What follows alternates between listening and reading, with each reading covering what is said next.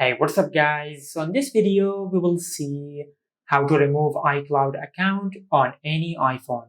Now, to remove the iCloud account, just open settings, then tap on the name of the Apple account. At the bottom of this page, you will find the option of sign out.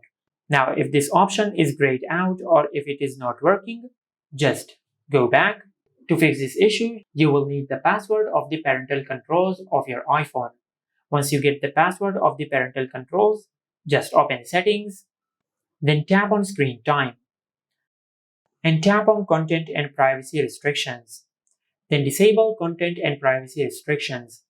If the parental controls password is enabled on your iPhone, it will also ask you to enter the password of the parental controls to turn off content and privacy restrictions. After you turn off this option, you will be able to sign out of your iCloud account. But if you have done that and if this option is still grayed out, just force restart your iPhone. For that, just go to your home screen, then press and release the volume up button and the volume down button. Now just press and hold the power button until the screen of your iPhone goes black and the Apple logo appears on the screen.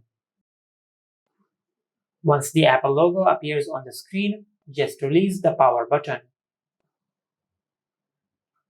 After your iPhone finishes force restarting, just open settings, then tap on the name of the Apple account. From here, just tap on sign out.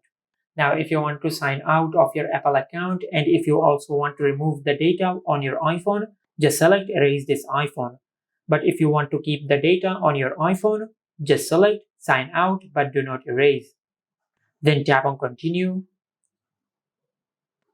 Now in this section, just enter the password of your Apple account, then select confirm and sign out. Then tap on done.